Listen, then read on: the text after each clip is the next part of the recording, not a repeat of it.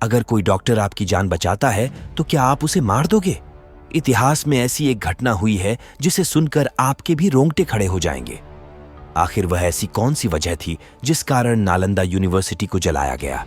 Video शुरू करने से पहले मैं अनुरोध कर रहा हूं कि कृपया हमारे चैनल को सब्सक्राइब करें और अगर आपको हमारा वीडियो पसंद आए तो लाइक और शेयर करें। दोस्तों, हमारे एक सब्सक्राइबर जितेंद्र चौरसिया ने हमें कमेंट किया था कि आप नालंदा यूनिवर्सिटी के ऊपर एक वीडियो बनाएं। नालंदा प्राचीन भारत में उच्च शिक्षा का सबसे महत्वपूर्ण और प्रसिद्ध केंद्र था।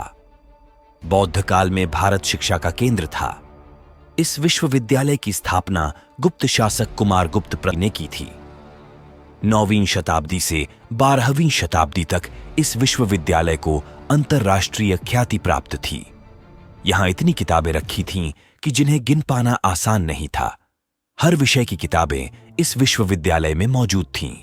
प्राचीन नालंदा विश्वविद्यालय में 300 कमरे, 7 बड़े बड़े कक्ष और अध्ययन के लिए 9 मंजिला एक विशाल पुस्तकालय था जिसमें 3 लाख से भी अधिक किताबें थीं। प्राचीन नालंदा विश्वविद्यालय का पूरा परिसर एक विशाल दीवार से घिरा हुआ था जिसमें प्रवेश के लिए एक मुख्य द्वार था। सन 1199 में तुर्क आक्रमणकारी बख्तियार खिलजी ने इस विश्वविद्यालय को जलाकर पूरी तरह से नष्ट कर दिया। कुछ इतिहासकार बताते हैं कि इस विश्वविद्यालय में इतनी किताबें थीं कि पूरे 3 महीने तक आग धधकती रही थी। नालंदा विश्वविद्यालय के अतीत और उसके गौरवशाली इतिहास सभी को जानना चाहिए। शिक्षा के मामले में आज भले ही भारत दुनिया के कई देशों से पीछे हो, लेकिन एक समय था जब हिंदुस्तान शिक्षा का केंद्र हुआ करता था। भारत में ही दुनिया का पहला विश्वविद्यालय खुला था जिसे नालंदा विश्वविद्यालय के नाम से जाना जाता है। इस विश्वविद्यालय में करीब 10,000 छात्र पढ़ते थे जो भारत के विभिन्न क्षेत्रों के अलावा कोरिया, जापान, चीन, तिब्बत, इंडोनेशिया, फारस और तुर्की से आते थे। यहां करीब 2000 शिक्षक पढ़ाते थे। प्राचीन नालंदा विश्वविद्यालय स्थापत्य कला का एक अद्भुत नमूना है। आपको जानकर हैरानी होगी कि इस विश्वविद्यालय में 300 कमरे, 7 बड़े बड़े कक्ष और अध्ययन के लिए 9 मंजिला एक विशाल पुस्तकालय था जिसमें 3 लाख से भी अधिक किताबें थीं। इस विश्वविद्यालय में प्रवेश परीक्षा अत्यंत कठिन होती थी। इसमें सिर्फ प्रतिभाशाली छात्र ही प्रवेश पा सकते थे। इसके लिए उन्हें 3 कठिन परीक्षा स्तरों को उत्तीर्ण करना होता था। प्राचीन नालंदा विश्वविद्यालय का पूरा परिसर एक विशाल दीवार से घिरा हुआ था जिसमें प्रवेश के लिए एक मुख्य द्वार था। उत्तर से दक्षिण की ओर मठों की कतार थी और उनके सामने अनेक भव्य स्तूप और मंदिर थे। मंदिरों में बुद्ध भगवान की सुंदर मूर्तियां स्थापित थीं जो अब नष्ट हो चुकी हैं। नालंदा विश्वविद्यालय की दीवारें इतनी चौड़ी हैं कि इनके ऊपर ट्रक भी चलाया जा सकता है। उस समय बख्तियार खिलजी ने उत्तर भारत में बौद्धों द्वारा शासित कुछ क्षेत्रों पर कब्जा कर लिया था। एक बार वह काफी बीमार पड़ गया था। उसने अपने हकीमों से काफी इलाज करवाया मगर वह ठीक नहीं हो सका और मरणासन्न स्थिति में पहुंच गया।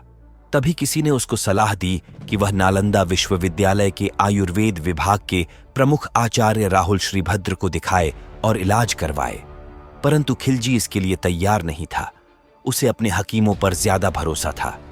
वह ये मानने को तैयार नहीं था कि भारतीय वैद्य उसके हकीमों से ज्यादा ज्ञान रखते हैं या ज्यादा काबिल हो सकते हैं।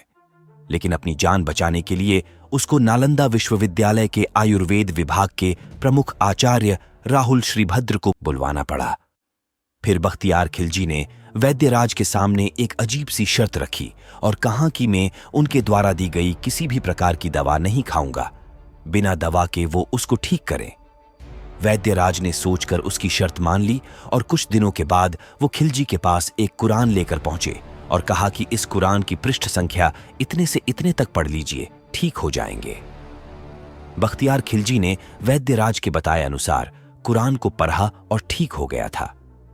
ऐसा कहा जाता है कि राहुल श्रीभद्र ने कुरान के कुछ पन्नों पर एक दवा का लेप लगा दिया था। वह थूक के साथ उन पन्नों को पढ़ाता गया और ठीक होता चला गया।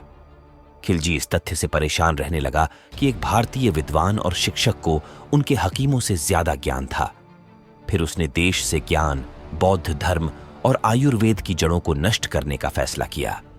परिणाम स्वरूप खिलजी ने नालंदा की महान पुस्तकालय में आग लगा दी और लगभग 9 मिलियन पांडुलिपियों को जला दिया। ऐसा कहा जाता है कि नालंदा विश्वविद्यालय में इतनी किताबें थीं कि वह 3 महीने तक जलती रहीं। इसके बाद खिलजी के आदेश पर तुर्की आक्रमणकारियों ने नालंदा के हजारों धार्मिक विद्वानों और भिक्षुओं की भी हत्या कर दी। दोस्तों, आशा करते हैं आपको यह वीडियो पसंद आई होगी। अगली वीडियो कौन से टॉपिक पर होनी चाहिए, कमेंट में जरूर बताएं। जल्द ही नई वीडियो आएगी। जय भीम, नमो बुद्धाय।